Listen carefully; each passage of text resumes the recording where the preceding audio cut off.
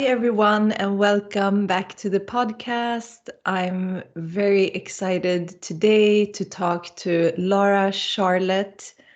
She's been on the podcast before. She's an astrologer, priestess, and brings so much to the world, so much wisdom.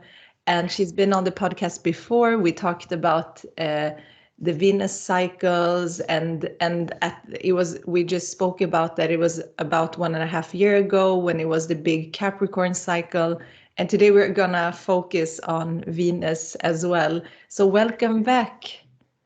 Hi, it's good to be back. Thank you so much for being here. And for those of the listeners who haven't listened to our first podcast together, I would love for you to just share a little recap of who you are and what you do, and then we get into the big topics that are happening right now, actually very soon, of Venus retrograde and what that means and how we can work with that. So yeah. Great. Well, my name is Lara. I come from Aotearoa, New Zealand. And, well, most of my work now is really involved with the relationship that we have between our inner world and aspects of nature, aspects of the outer world, so plants, planets. I spent quite some time, it's been nearly 8 years now, where I've been back and forwards from the Peruvian Amazon. So I've studied quite deeply in shamanic traditions from the Amazon, working very deeply with plants.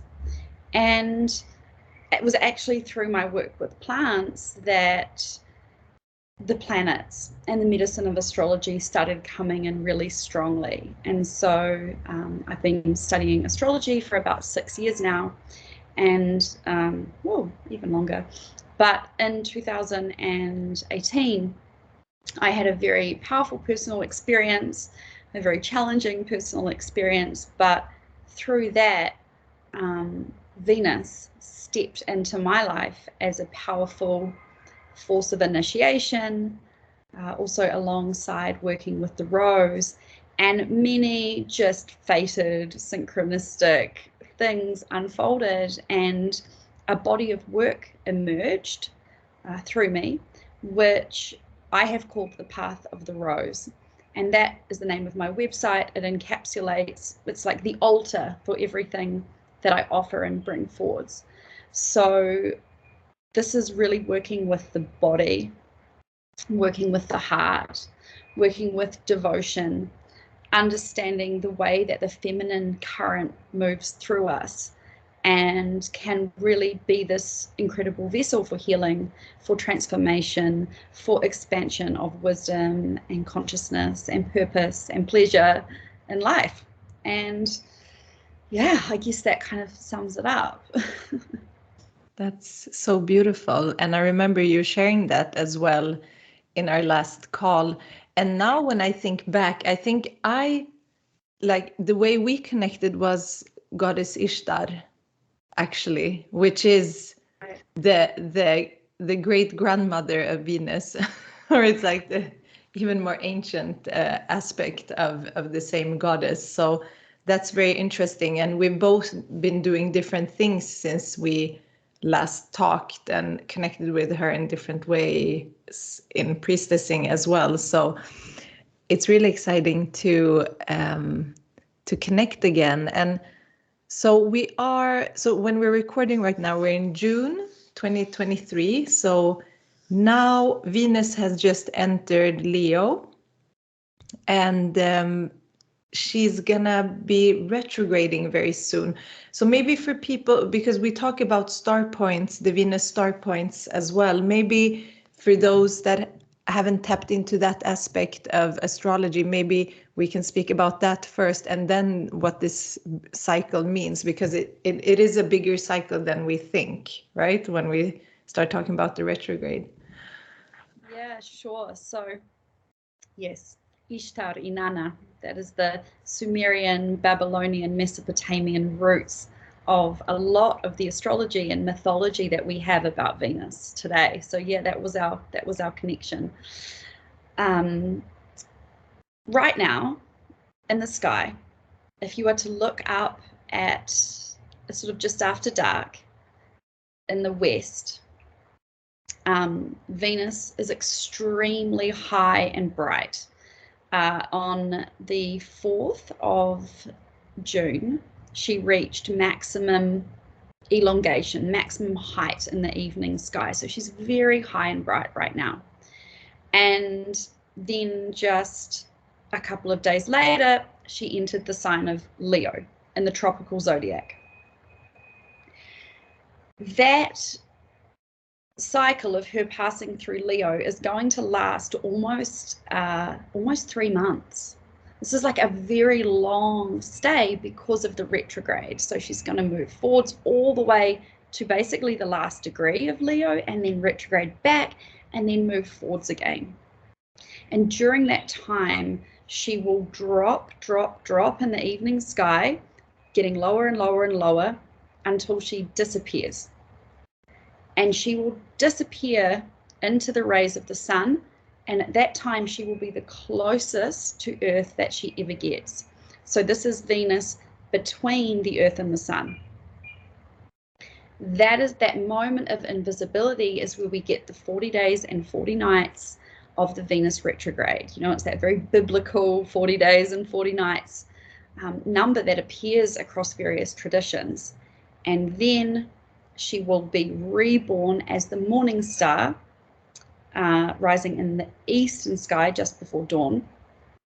And this is the birth of the entire new cycle, from morning star to invisibility to evening star to invisibility and back again. And this is what's called the synodic cycle of Venus. So the cycle of Venus, the sun, and the earth.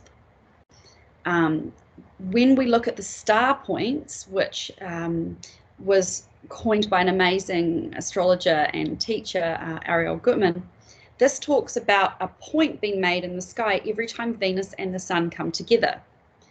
So the cycle I just described is this observable cycle in the sky. And within that cycle that takes 584 days, there will be 2 star points. One on this side of the Earth, and one on the far side of the sun. So one close and one far. And that's 2 star points that create this beautiful geometry in the sky, the pentacle of Venus. And that's something that a lot of people are becoming more familiar with. Yeah. I love that. Thank you for sharing. And yeah, I think it's such a beautiful, because I did the course actually on Venus star points, and it's really interesting to look at that also on a personal level, what that means. And it's a little bit different from everything else that we learn in astrology. So right now, and one thing that you also shared, the retrograde starts on July 22nd, 23rd. So it's right on Magdalene feast day. It's when the sun also enters Leo. So it's going to be like a lot of events around the 3rd week of July when all of these things are happening. So where do we begin speaking about this new cycle? What is coming up? Did you want to share something, by the way, on the screen? I was going to, and then I decided that it would just overcomplicate things. I want to keep it really clear for people and not get too technical. So if people want to be a nerd, they can come and study with me, and we can go there. That sounds like a good idea. Yeah, so I'll hand it to you to share whatever needs to come through right now and what is important for us, and in this, what's going to happen. Yeah, well, I've been diving into this entire Venus and Leo transit and looking at the alignments, looking at the symbology, the timing, and yeah, as you mentioned, just this beautiful synchronicity that in most parts of the world, Venus will turn retrograde, and within an hour, the sun will move into Leo. that is not part of the cycle, that is a synchronicity. And Leo is ruled by the sun. The sun is the ruling planet of Leo. And again, the feast of St. Mary Magdalene, July 22nd, being the patron saint of the rose lineage of these ancient Venusian priestess cults that trace their way all the way back to ancient Sumeria and probably beyond. And, you know, the Egyptian traditions, moving through the Greek traditions. And I'm sure many of your listeners will know that there is this connection between Mary Magdalene as herself being an awakened master, being a priestess, being a carrier of these feminine mysteries that really move through the body, that really live in the body. And that is the thing about the medicine of Venus, about the medicine of the feminine, is that although we're looking to the sky, and although we are working with a frequency of, you know, a body that is off the planet and outside of ourselves, it is experienced in and through our body. And when we're looking at the Leo theme, which this particular Venus cycle was so focused on, not only through the body, but through the heart. And so for the 40 days and 40 nights of the retrograde, I run a ritual journey, a really deeply focused practice and guided ritual, really. I've called it heart alchemy, because Leo and the focus on the heart and the work with Venus during this transit will, the one thing above everything else that it will do is it will take us very deeply into our hearts and show us, I think, where we are in any way cut off from, wounded or stuck or resisting or blocked from the liberated, authentic life force essence of our own heart. That for me is the absolute core of what's going to be happening with Venus and Leo. That's so beautiful. And as you started to talk about this ancient connection to the priestess energy, and before this call we talked about also, because you know the color red is so associated with Mary Magdalene, and also Sekhmet, the lion goddess as well, is connected with the color red, and it's connected to it's connected so much to the blood mystery as well, and the womb, and I love this because also when we look at Leo, it's so connected to the joy, you know, and it's in the middle of the summer in the north, at least up in the north, and it's a heart opening, which in Chinese medicine is connected with the summer, because the summer is the fire element, and it's the heart, connect to the heart and pericardium. And so I think it's really like well timed with all of this which is going on. So like when in time do we start working with this energy? When are we tapping into this? Because right now we're still in Gemini season, we will go into Cancer season, which is so more like it's going within, it's very yin, and the Leo season is more opening, but at the same time we have this retrograde. How do you see that? Yeah, what to focus on in any given moment, right? When there's so many layers. Well, for each and every person, Leo will exist in a different part of their personal star chart, their personal birth chart. For you, this is your first house, you're a Leo rising. For me, it's my 8th house. And so when we know our own chart, we can see where these different themes are being activated at any moment. Already, Venus is in Leo. Venus just entered Leo 2 days ago. So really, this Venus and Leo energy is waking up. And I think it's always interesting to notice the moment that a planet ingresses into a sign, to really take note what happened on that day, what happened on that moment. I often find there's like a build up as well. You know, I might, if there's going to be a transit, it's like, oh, the energy's building, and then boom, something happens. In this case, you know, I actually released a masterclass about 2 months ago, the Lilith and Leo masterclass. It's an embodied astrology workshop and a ritual, because Lilith, Black Moon Lilith, has been in Leo for some time. She entered in advance. The reason I find this interesting is that mythically, when we trace the story of Lilith back before the story of the Garden of Eden, back, Lilith makes her first appearance also in the Mesopotamian mythic body. She was, the earliest mention we have of her is as the handmaiden of Inanna, Ishtar, Venus. And so, although Lilith in her modern interpretation is this like very intense, dark, repressed, feminine, wild, wrathful being, at the core of that, when we go back to pre-patriarchal Mesopotamia, so even in the Mesopotamian myths, there was a turn that happened at some point where the stories started to change and the politics started to change. And it's quite well documented as well.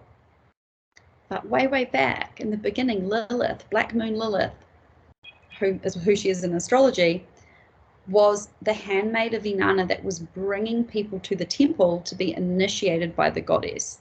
She was this current of desire, this thing, this impulse that, you know, desire, it's not just about sex, it's about eros. It's about this current of life that makes us yearn or have a longing to commune with the divine, to know the divine, to move towards something that is going to awaken, illuminate, and expand our consciousness.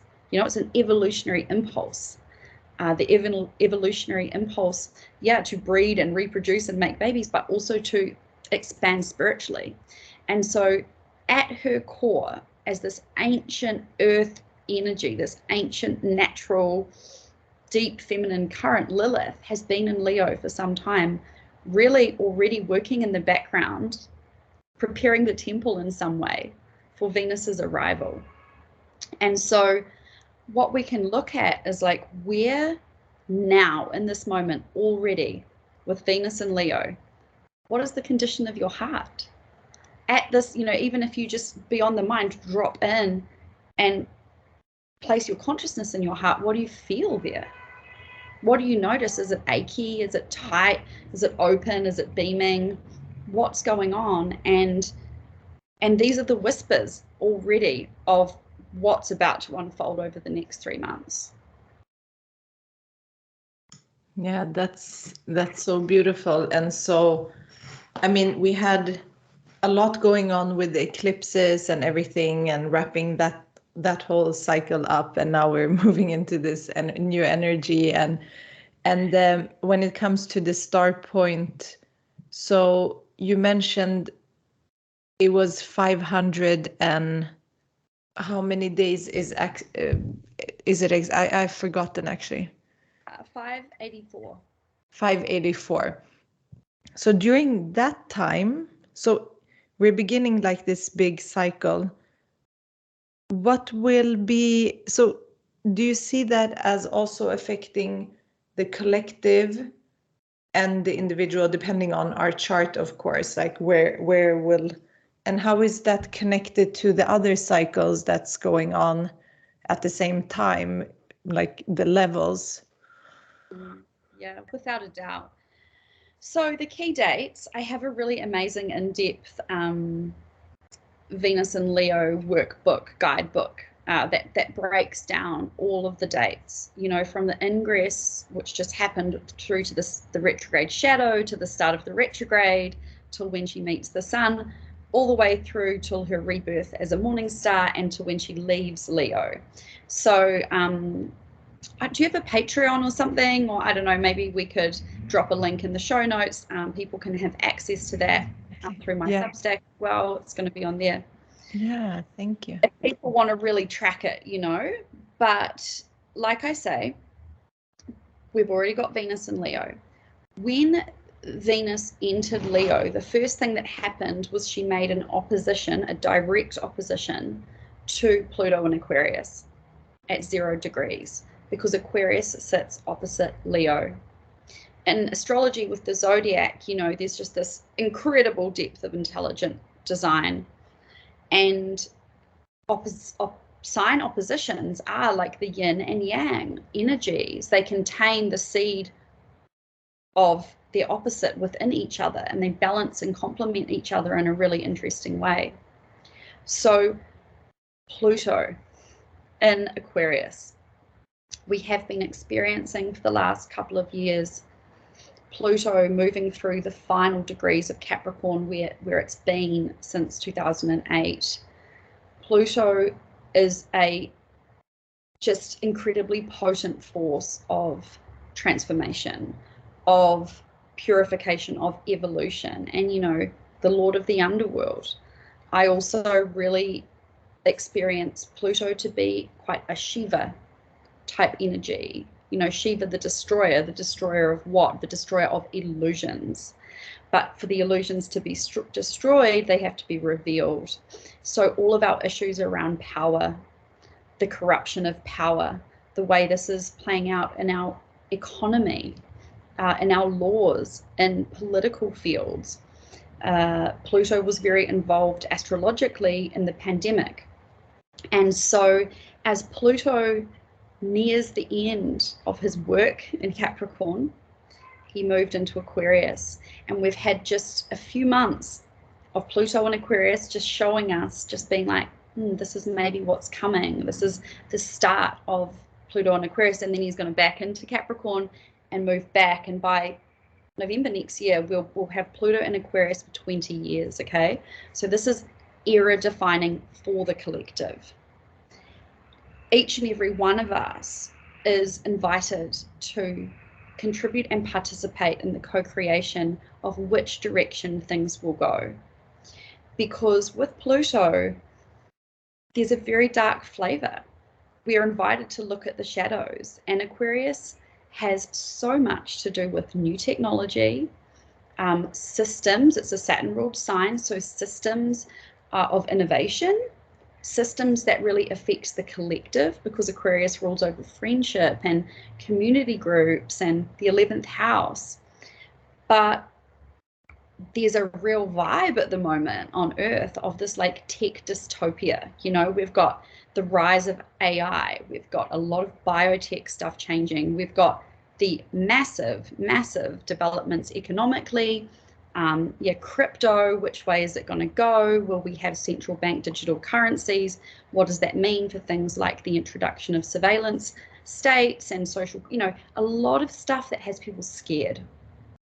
People scared about the misuse of power, the loss of individual freedom, and yet, at the same time, what is Pluto doing other than showing us where we already have a flawed relationship with power and with the Aquarian theme?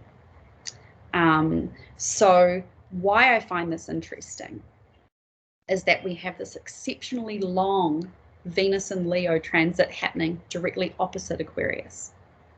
And that when Venus moved into Aquarius, the first thing she did was make an opposition with Pluto. Bang. When we are concerned about humanity and what makes us human, and sovereignty and freedom, and having our freedom taken away, and all of these different things, the real spiritual invitation is, well, what is sovereignty? What makes us truly sovereign? What makes us truly free? And when we talk about Leo, we're talking about the royal frequency. You know, the lion, the heart of the lion, this is a royal energy. The Venus will actually turn retrograde conjunct the star Regulus, the heart of the lion, which is an incredibly royal signature. And evolutionarily, for people who are concerned about their freedom, what I would say is that freedom is an inside job, and that having unhindered access to our own authentic creative essence is the most empowering place any of us can be in order to navigate what's coming collectively, choose what we contribute to, not be at the mercy of just terror and external forces that are telling us a story or pulling us one way or another, because that is the choice that we've been given, right? So when I look at the blessings of Venus and the invitation of this Venus retrograde, it's how do you want to create? How do you want to be a creator? How do you want to play with life? How connected are you to your own courage, your own loyalty, your own joy, your own divine child? These are all exalted themes of Leo. And of course, like all things, to really have access to these exalted themes, to really embody them and live them and soak in them, we also need to confront the less exalted themes. And Lilith is there helping us do that. Mars is there helping us do that. And the retrograde is coming to help us do that. So in such a beautiful way, that is why I see this Venus retrograde in Leo as being a unique opportunity for us to position ourselves personally and collectively for what is coming. Yeah. That's incredible. I just I need to listen again to because it was so powerful, and many things came up as you were speaking, because this is like we can see this on different dimensions. And one thing that is highlighted right now is because to me, and probably since you're so connected to the shamanic tradition and all of that, and the animals and plants, which has become very, very prevalent for me as well, is the connection with the animals all have, not just on a spirit level, but on a physical level. I think we take animals for granted, because see how important their symbols are in our astrology, how important they are in our lives. Like just going out and listening to the birds, it can really help you to shift your mindset. And I'm thinking about the felines now, which has been a big part of my life. I've been dreaming about them since I was a child. So it has a lot of connection. And on my podcast that I did with the galactic astrologer Julia Balas, we spoke about Lyra, for example, as being very connected. Have you connected with that energy? Do you know anything about it? I haven't connected with Lyra other than this like feline quality, the Lyran frequency I have a sense of, but I don't have an in-depth knowledge of the constellation. No. It's something that is emerging. I think the awareness of like even Venus as a star, like who thinks about her in that way? But I mean, look at her depictions from the ancient Sumerian and Akkadian time, and with the 8-pointed star. So there is something important with that. And as I'm thinking about the symbol of the cat and lions and all of this, in different traditions, they have different meaning. Do you have anything like from the traditions that you've studied? What is the importance of them? Well, the jaguar is the king of the jungle, and I'm just fresh out of that work. So the place where I've been working most recently is a Shipibo tradition, and when the curandero, when the shaman closes up people's work and seals them up and protects them, who does he call but Wisoino, the black jaguar, or Torongo, this most powerful cat, this apex predator of the jungle. And that jaguar is invoked for this immense power. And I think when we look at ourselves spiritually, when we look at things like concepts of shamanic warfare and the need for protection and holding one's own space. What I've learned in my own personal practice is that when we are grounded fully in our heart, when we are grounded in what we love, we are protected. And the moment that we start to engage in a warlike mentality, in a I need to protect myself, we're pushing, we're pulling, that is when these dynamics of absolute energy draining, we lose our sovereignty, and we become drained and we feel attacked. And of course, these are natural processes of learning. These are parts of learning about the gift of relationship, which of course Venus has so much to do with relationship. She's the second planet from the sun, so we have sun, the solar consciousness. Mercury translates that, turns it into a language, and then Venus receives it and says, now let's start making relationships with the language. And so this thing of being centered in the heart and centered in what we love, I think this is like, look at a cat, they just do what they want. They're like lying around, hunting, purring. People are like, oh, cats are so snobby. I think they're centered in their pleasure. I think they're centered in their instinctual orientation to what they love. They love their people, like absolutely cats can be so devoted. But the sense that we're living in a war, all of the fear, all of the trauma, all of the destruction that we are surrounded with on all sides, like we are living through a time of extinction and collapse.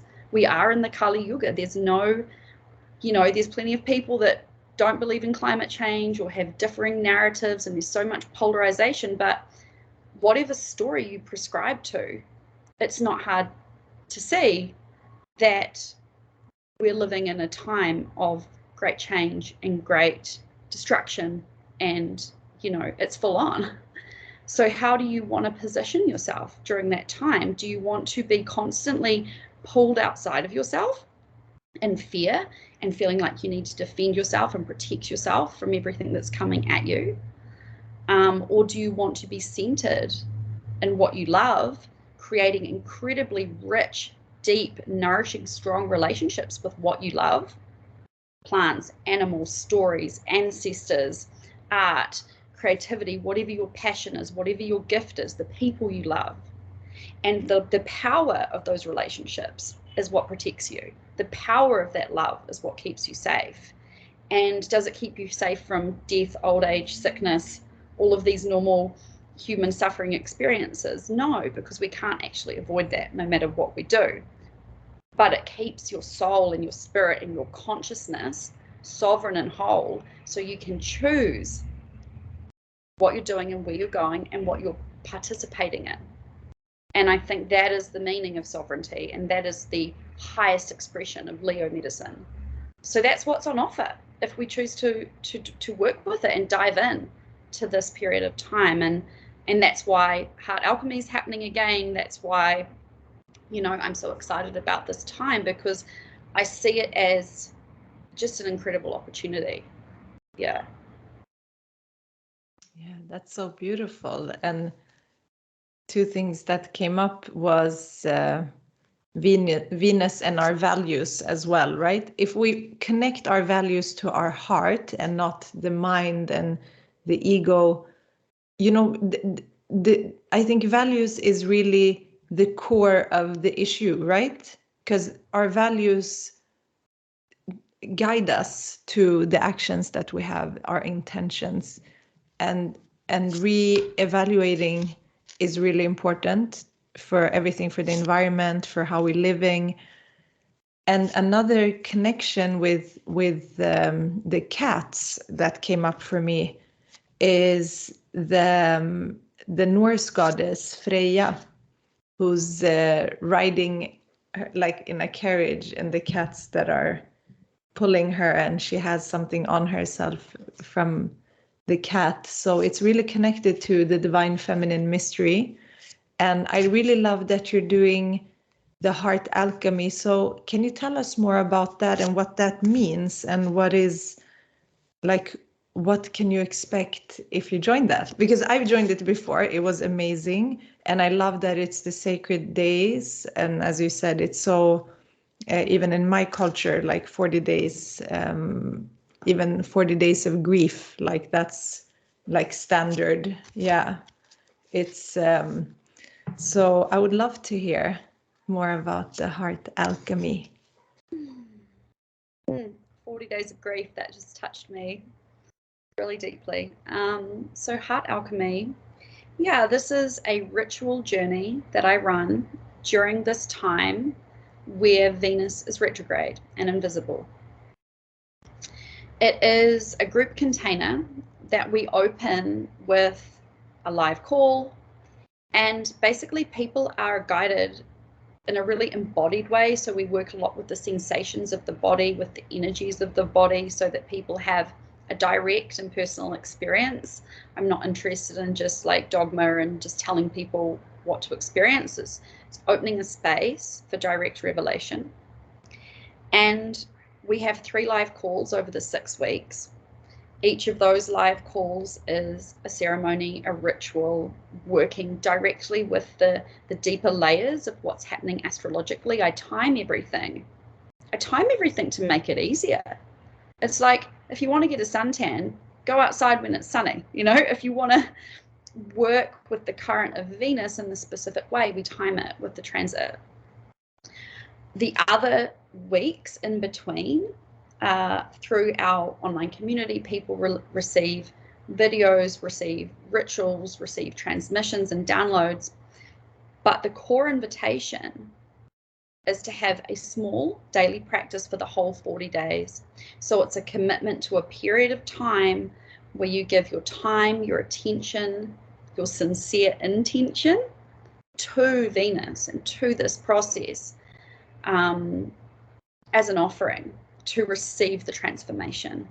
And so we work with the rose, we work with movement, we work with ritual, we work with meditation, we work with the astrology, and all of this weaves together in a very kind of organic way to facilitate inner transformation and alignment with everything that we've been talking about. I specifically this year want to make it as streamlined as possible. I think people are so done with Zoom and online containers and just like catching up on calls, and you know, there's been such a saturation of that. So other than the 3 live calls, I really want to deliver it in a way that people are just supported in their daily practice, and we're supported collectively with this collective prayer, and yeah, can birth something of service right at the end of it. That's amazing. It sounds like such a beautiful and powerful way. You know, like my teachers have always said from our yogic tradition that our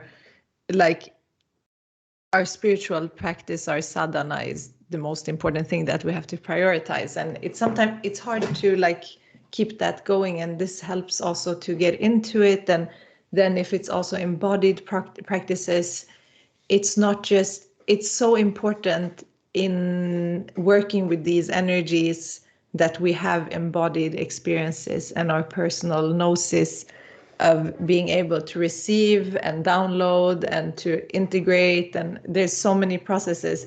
So it sounds like a really beautiful journey with you, and I will put the link for the course in the show note. And before I've been shuffling my healing oracle card deck for us for this period. Is there anything else that we haven't spoken about that we wanted to bring up today? Well, there is one little thing. And it's a little bit of a side tangent, but it's come through as being really important. So we work with the myth of Inanna to an extent, not massively, because I actually find the transformation of Inanna to be more specifically relevant to when Venus is on the far side of the earth. So the next invisible phase. That's like when Inanna is hanging up dead in the underworld and she's dying as a morning star and being reborn as an evening star. And the morning star and evening star phases are quite different. So we talk about that. You know, we're preparing to launch out as a morning star, like warrior goddess, young, questing, really the individual Venus, starting something new. And we want to do that from such a place of deep alignment that what we create and then integrate in the evening star phase is just like, as you say, values-led, love-led, heart-led, sovereign, powerful, protected. That's kind of the long game, you know. So this 40 days and nights is about really composting the last cycle and totally preparing for what's coming. The other mythic thread that has dropped in as being really relevant, and it's totally taken me by surprise, is the myth of Narcissus. Because we live in an image-obsessed time. The rise of social media and the digital revolution that, believe me, is only just getting started. We have Saturn in Pisces, and with Pluto and Aquarius, we're talking virtual reality, we're talking like blockchain, Web3, like it's the tip of the iceberg. So our relationship with the mirror, with the screen, is again a massive reflection of where we're at individually and culturally. Everyone is throwing the word narcissist around. It's like, oh, this guy dumped me, he's a narcissist. You're a narcissist. It's like, well, that is a very serious psychological diagnosis. And I think that, yes, there are people who have narcissistic personality disorder, and that there are a lot less than people get named. But narcissism and narcissistic culture has got us by the balls, or the ovaries, or whatever you want to call it.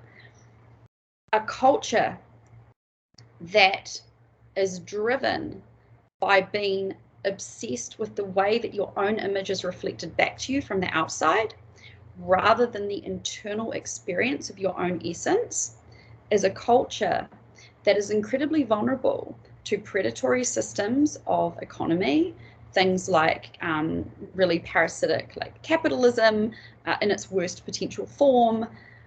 We just will be like easy consumers, we'll be easily politically manipulated. We're just so outside of ourselves. We are slaves to this mirror. And so the myth of Narcissus is very connected to the Leo principle, yeah, because the shadows of Leo are like false pride, kind of feeling like you're too much or not enough, being really dramatic and like hungry for attention, or maybe just being completely terrified of being seen. All of these distortions around expression and beauty and attention, you know. So the myth of Narcissus, the concept of narcissism and a narcissistic culture, and healing ourselves from those wounds and stepping back into a place of like internal resonance, is also going to be a big part of this. So I just wanted to drop that in there, because I know there are plenty of people that it will have this like narcissism thing top level in their awareness. And I think that we need to mature our understanding of what a narcissistic culture or consciousness really is. And we can look at the myth of Echo and Narcissus. So interesting, you know. Yeah, I won't tell the whole story here, but basically Echo, she was just talking a bunch of shit. So here it took her voice away. And then all she could do was repeat what other people were saying. Copy and paste, copy and paste. No original ideas. And that's what's happening with the internet, you know. And then she fell in love with Narcissus, who was just in love with himself. And then she died from a broken heart, and then he drowned in his own reflection. And I think that that is a really accurate representation of the creative stagnancy that is arising from our unhealthy relationship to media right now. And so that's a big Leo shadow, like celebrity culture, plastic surgery, reality TV, like all of these warped things. And I'm just like, bring the power back. You want to talk about freedom? Stop worrying about what's happening over there and come back, you know? So I wanted to say that as well.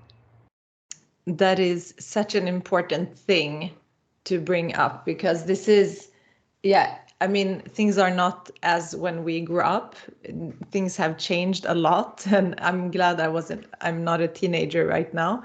And it's so important to think about that as the shadow, like the Pluto in Aquarius with being this whole media and social media and all of these technologies that are coming, but what is the shadow side of that, and the personal power and everything that you're speaking about. So it's such an important, so it's like some kind of now like a big shift where you can go turn that way or that way and like see what is important for you in this life, which side.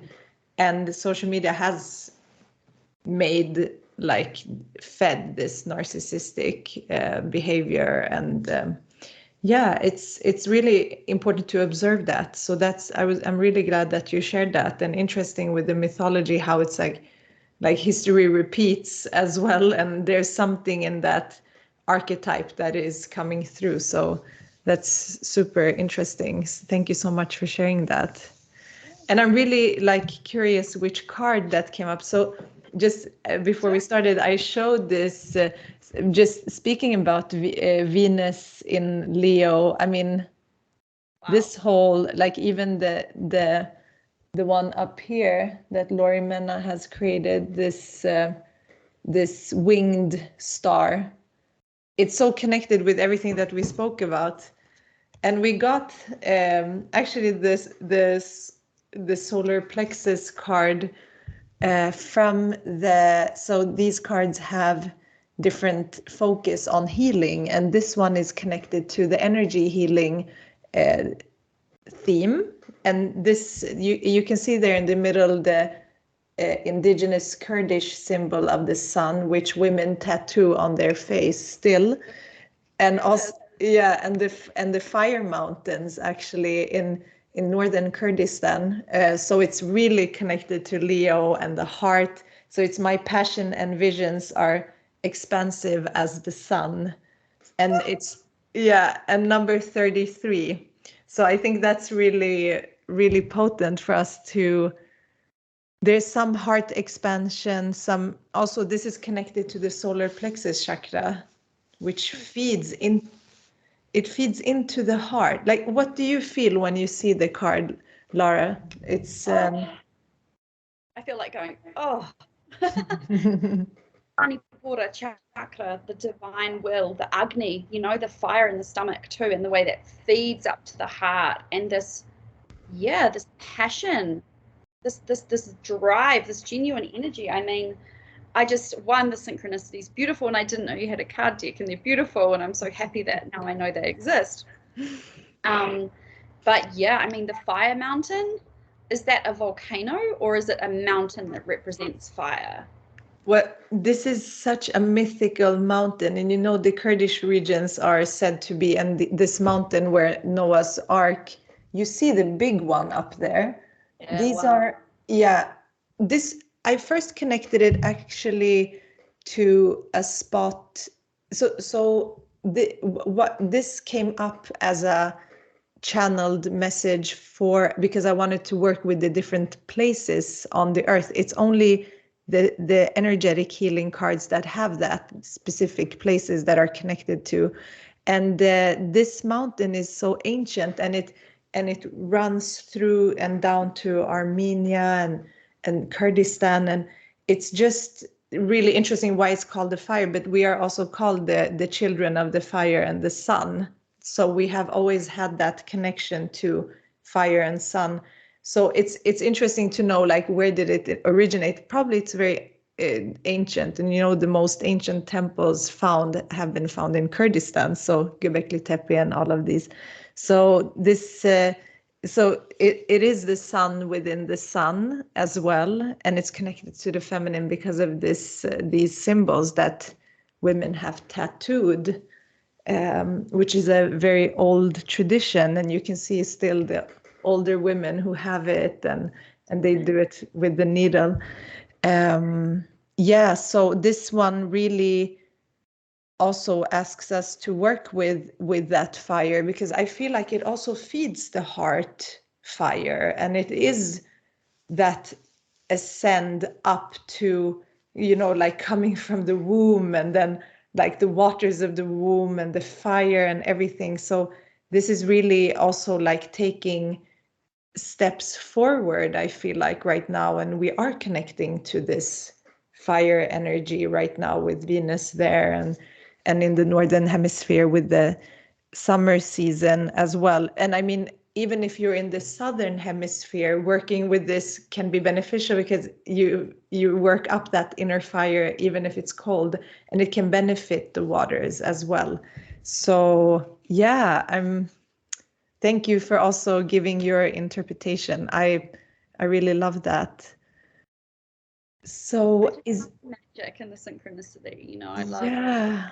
I will never stop being just charmed by the way that things work like that. You know, it just reminds me, it's like, yeah, this is all moving together. It's not just a coincidence. It's like there's a flow, there's a current, and you know, I think we do need to be constantly brought back to that. It's like reminders of like, we are not a coincidence. Nothing is a coincidence, and everything is like synchronized, and we just have to listen and see it. And I think it's really easy to like close down. So it's really important to open up. And for me, like, the heart is the gateway to everything. It's the portal. It's the perfect balancing of everything. So I really love also the heart alchemy name, and it feels so beautiful, and it can alchemize so much in the heart as well. It's powerful. A lot of that fire of the heart, you know, when that's cultivated, when that sun in the heart is like nourished with prayer and devotion and attention and right timing, and then there's these shadows, there's these wounds, there's these traumas, they can be literally offered into the chalice of the heart, and we'll be working with that to be burnt up and purified so that that energy isn't let go. We don't let anything go. We recycle it, we compost it, we transmute it. And I think transmutation through the heart is really at the essence of what will be happening here. Yeah. That's so lovely. And I'll share all the links in the show notes if you want to share right now where people can find you, just so they can search for you. So my website is pathoftherose.com, and you can find me on Instagram at mythic_muse. But yeah, super excited. So lovely to talk to you again as well. Yeah, I'm so happy we did this, and I'm really excited to see what comes up. And I'm sure that we will come back here in a while again and talk about something else that is important and that's coming up. So I really want to thank you for sharing your wisdom and your insights with us. And I recommend everyone to check out your website and Instagram page as well, and look into the course or the journey that you're offering. So thank you so much for your work. Absolute pleasure. Thank you. Thank you.